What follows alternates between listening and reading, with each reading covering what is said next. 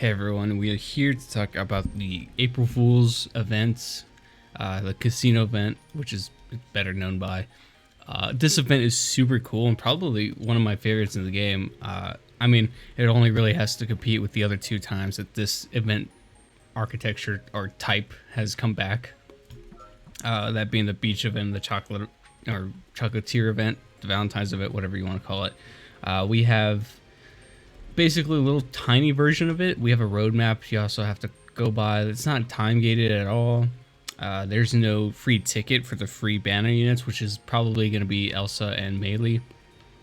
But I don't really mind that at all, especially because this came out of nowhere, and I much would rather prefer smaller versions of the event that doesn't give tickets than normal subjugation events. So that's pretty cool too. And we still do get tickets in a sense for Elsa's banner. We get the free multi from the subjugation event shop, so that's pretty nice.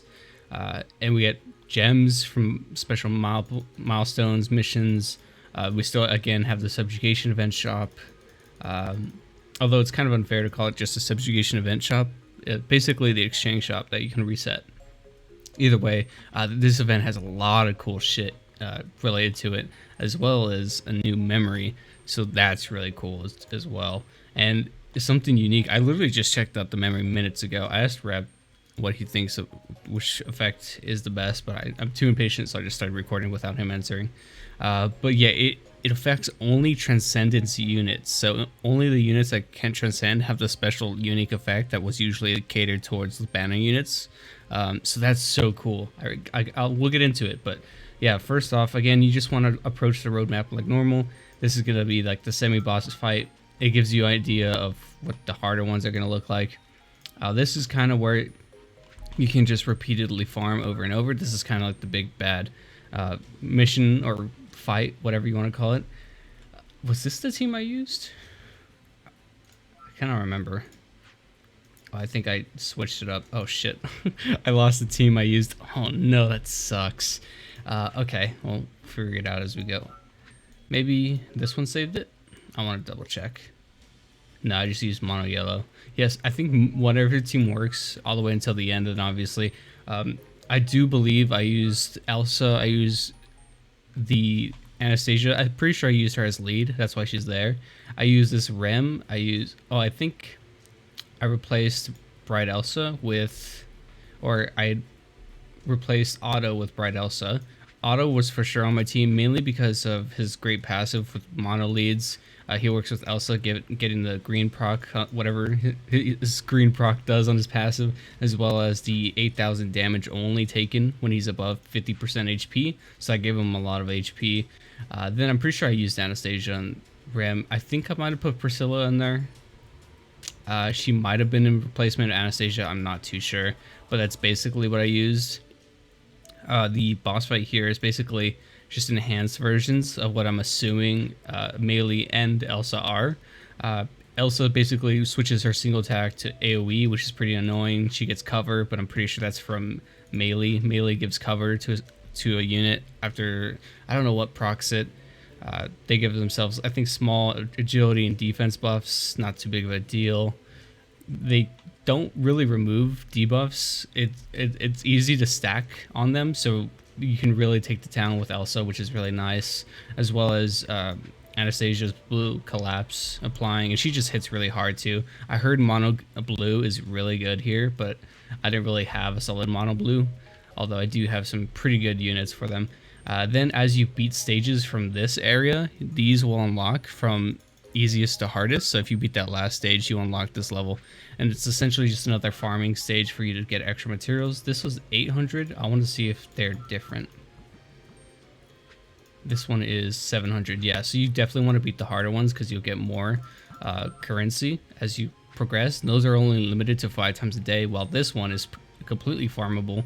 And there's a special gimmick to this event this time around, which it can drop these really rare coins on lottery drops, and these actually give you access to a whole nother shop, or whole nother part of the shop, which is really cool. So I'll show you that in a bit, as well as the notorious memory fragments dungeon. We get one dungeon with just a regular batch of units.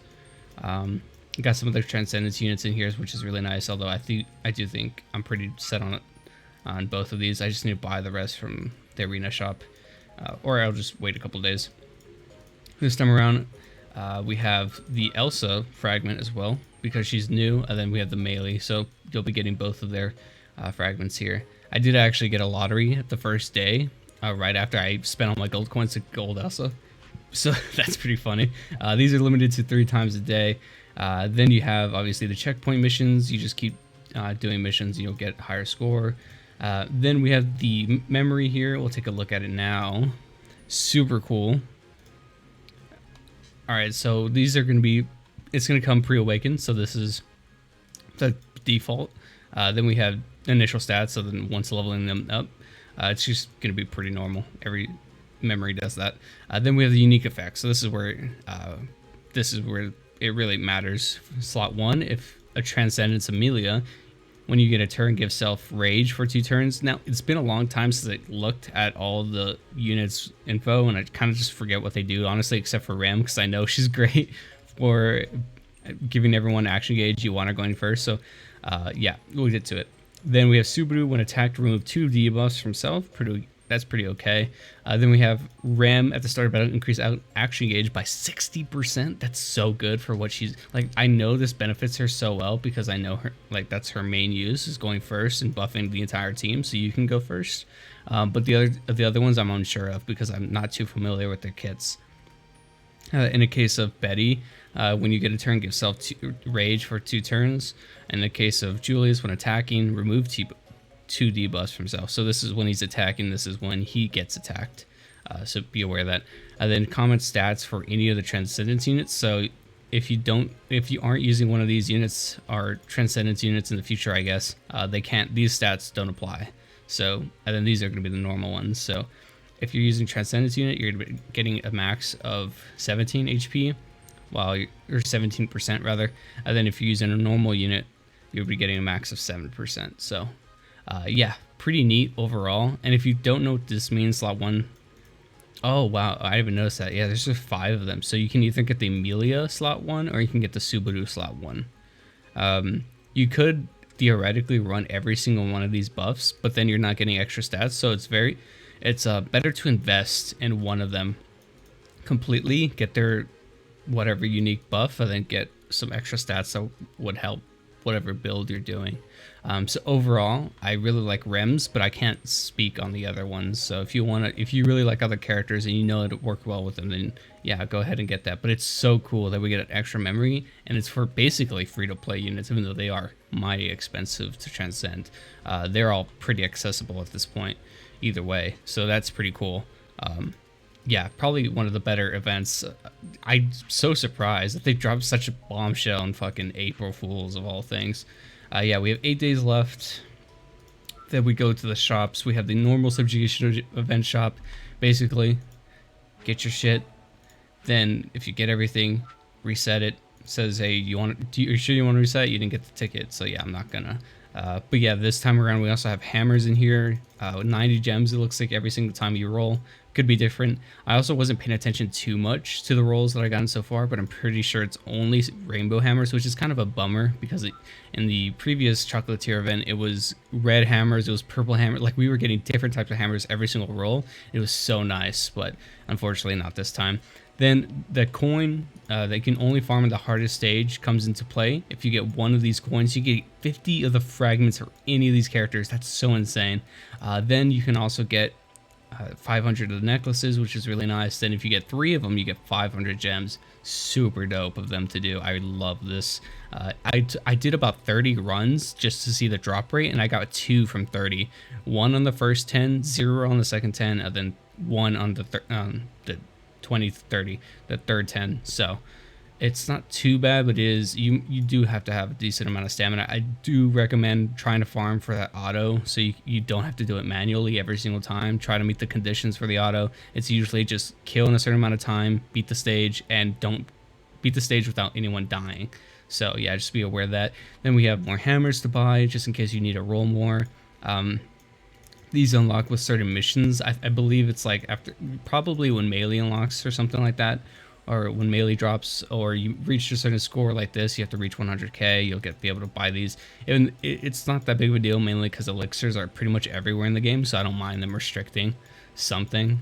I guess it makes the event a little more interesting. Get random materials, and yeah, that's about it. And then again, you do get those tickets for the free Elsa pool, so that's pretty neat. I got 7 of them currently. I'll probably do like a short of pulling Elsa. It was so funny if I pull her again. I would not care whatsoever. I love this unit. She's so cool. I love her on the background. I really wish I could change the background so it matches her a little bit better, but it is what it is. If we ever do get an update for changing backgrounds, that's going to be it. I swear to God. Real quick, I'm just going to run through some stages so we can see what I get. And then also I'm spending stamina, so I'm also getting currency. So not only is it dropping it, I'm also getting it from the stamina I'm spending. Nothing too crazy. Let's see if we can attempt the final stage. I kind of want to get that for you guys. I'm kind of upset with myself that I switched out the team. I believe... Okay, so I had auto. I don't know what I gave auto. It could be the memory. I'm pretty sure it's the memory with speed. I think I did put the shitty memory with Elsa just because I wanted that extra 10% for that one time. And yeah, I think this was the team that did it for me. Pretty sure I autoed it as well. Might have taken it off auto like for a second or two, just because I wanted them to attack something. Melee does have a dog that she could spawn in almost at any time, so it's pretty annoying. Not like any time, but like, you know what I mean. She has an effect that causes it, and then so that's really irritating. But it's super easy to kill. It's pretty much always a one shot, even without all the debuffs that they give. So yeah, usually I like to take melee out first, but she does give, again, Elsa cover pretty often. They do have the attack buff. It is a normal one, it looks like. They're just stacking debuffs essentially. Sometimes Elsa just takes it off. Feels like they don't hit as hard, but you gotta really stack buffs. It's good that auto hits that because he's AoE. She's gonna hit hard because of the collapses. Oh yeah, and the collapses do damage over time as well. I had some kills to do from damage over time from the collapses, which is really nice as soon as they get a turn, because they do take turns pretty often. They are pretty quickie. They are pretty quick, and yeah, they get a decent amount of action gauge up, I think. It's always hard to tell because they don't exactly have the same kits as their actual in-game counterparts. So yeah, collapse right there, being a real one, just dying. Tipping her over basically. Hopefully she does some damage here. Okay, not bad. Feels like Elsa just doesn't do the damage she should be doing. I don't know if defense down works here. It could potentially, but yeah, this team doesn't really run it. But I'm sure there's some better teams out there. Again, mono blue I heard is like really good. Hopefully she just dies the damage over time basically. So yeah, running Elsa and Anastasia with her passive giving collapse is pretty nice. Time-wise, I think that was pretty okay. I think that clocks out for the requirement that you need. You need 300 seconds left or something like that. I don't know. I don't know. So yeah, either way, pretty good. That's going to do it for the event. Hopefully you guys are farming, having fun. I think this is a really cool event. I'm so happy Sega did this.